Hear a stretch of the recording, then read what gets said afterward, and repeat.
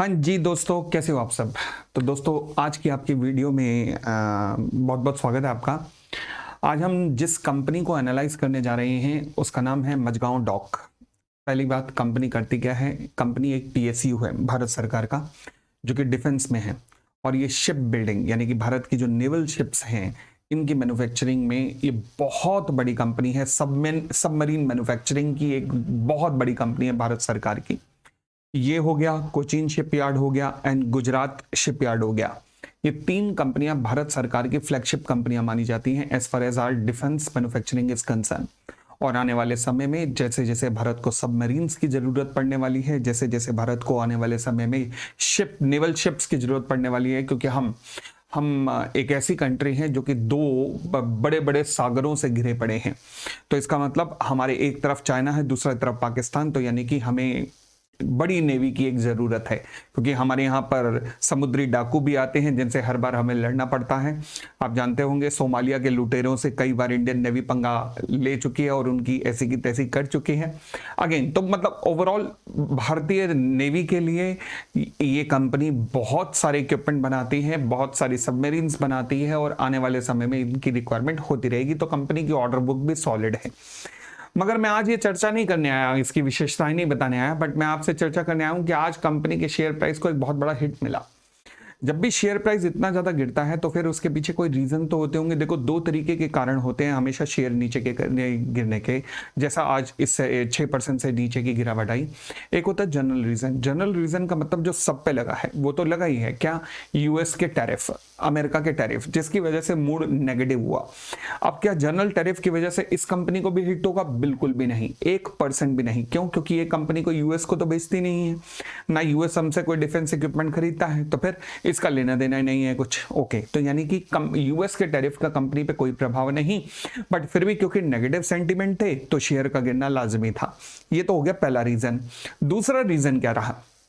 जो सबसे main reason है उसको एनालाइज आपको करना चाहिए। वो रीजन क्या है कि यूएसए की कंपनी ने, क्योंकि गवर्नमेंट ऑफ इंडिया की होल्डिंग है यहाँ पर, 84% शेयर्स किसके हैं? गवर्नमेंट ऑफ इंडिया के। गवर्नमेंट ऑफ इंडिया ने अभी रिसेंटली क्या अनाउंस किया है कि हम ऑफर फॉर सेल कर रहे हैं। ऑफर फॉर सेल कितना? Around 5% equity. गवर्नमेंट अपनी 5% इक्विटी बेचने जा रही है।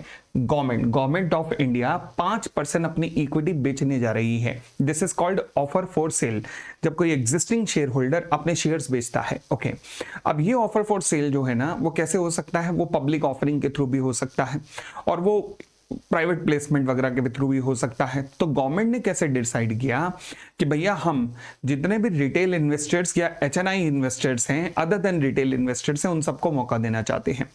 अब जो अदर देन रिटेल थे, मतलब जो 2 लाख से ऊपर की परचेज करना चाहते हैं, तो वो उन लोगों के लिए ऑफर ओपन हो चुका है।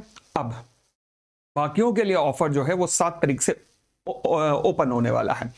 सवाल उठा, सर अभी तक ये नहीं समझ आया कि शेयर प्राइस गिरा क्यों? वो इसलिए क्योंकि अब जब गवर्नमेंट 5% की स्टेक बेचेगी तो आप लोगों से गवर्नमेंट ने पूछा है कि बताइए मेरे इन 5% शेयर के लिए आप कितना पैसा दे सकते हैं। अब आप लोग तो कहेंगे सर 1 रुपया, 2 रुपए, 5 रुपए, 10 रुपए। तो फिर गवर्नमेंट ने कहा हेलो, हैंग ऑन, ये मिनिमम प्राइस है जो आपको कोट करना है, इससे नीचे नहीं। अब आप बिड लगाना शुरू कीजिएगा। तो आप देखेंगे 7 तारीख से रिटेल इन्वेस्टर्स बिडिंग शुरू करेगा इसके लिए। बिडिंग का मतलब है कि आप कहोगे कि मैं 100 शेयर्स लेना चाहता हूं, मान लीजिए ये मिनिमम प्राइस है, इससे नीचे नहीं, एट द रेट ऑफ 2700 रुपए। ओके, कोई और कहेगा मुझे 1 लाख शेयर चाहिए at the rate of 2800। Okay, कोई कहेगा मुझे 5 शेयर चाहिए केवल at the rate of 2550। Okay, अब गवर्नमेंट देखेगी कोई ऐसा प्राइस निकल जाए जिस प्राइस पर आकर अगर गवर्नमेंट 5% शेयर बेचना चाहती है, मान लीजिए वो 5% है, 5 लाख शेयर्स, 5% 5 लाख है, मान के चल रहा हूं।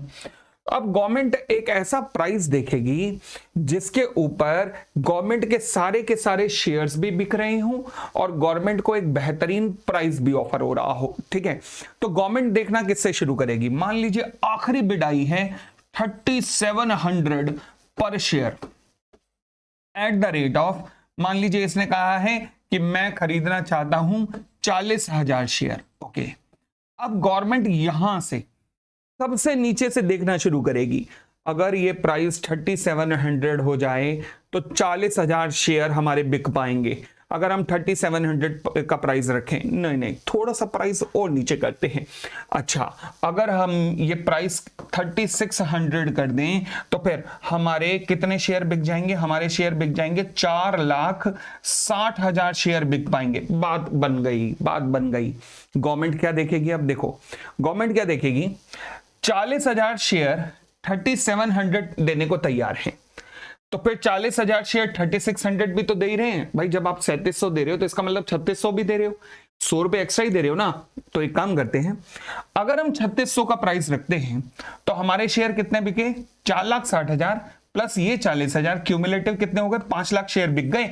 यही हमें बेचने थे, प्राइस रख देते हैं 3600। ये जो 40,000 शेयर है जो 3700 भी देने को तैयार हैं, इनसे 100 रुपए एक्स्ट्रा नहीं लेंगे, 3600 ही लेंगे और इस तरीके से फाइनल प्राइस निकाला जाएगा। तो ये किसी भी कंपनी के लिए एक अच्छा संकेत होता है, क्योंकि अब बिडिंग चलेगी ऊपर की तरफ, तो ये अच्छा संकेत है।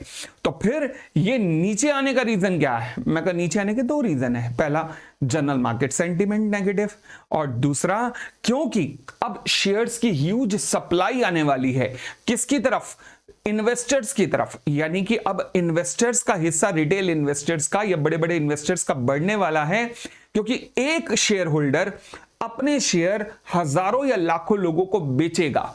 तो फिर इससे क्या होगा? मार्केट में सप्लाई बढ़ गई है, क्योंकि गवर्नमेंट अभी तक तो अपने शेयर्स को सप्लाई को रोक के बैठी हुई थी, परंतु अब सप्लाई बढ़ गई है।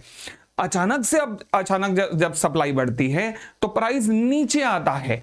अब प्राइस नीचे जरूर आता है, मगर एक मिनिमम प्राइस कोट हो चुका है कि इससे नीचे बिड एक्सेप्ट नहीं होगी, मतलब ये तो मिनिमम प्राइस होगा। तो आप देखेंगे प्राइस अभी इसके आसपास ही घूमेगा जब तक कि शेयर का प्राइस एक फाइनल ना हो जाए। तो एक फाइनल प्राइस जब तक निकलेगा, जो मुझे लगता है, मैं अभी कोई इसके बारे में कमेंट नहीं करूंगा कितना निकलता है। से फॉर एग्जांपल मान लीजिए फाइनल प्राइस 3600 निकलता है, I am just taking an example. तो आप देखेंगे ये 2525 के आसपास घूमता हुआ शेयर प्राइस जितने पे भी आज गिरा हो, ये घूमते घुमाते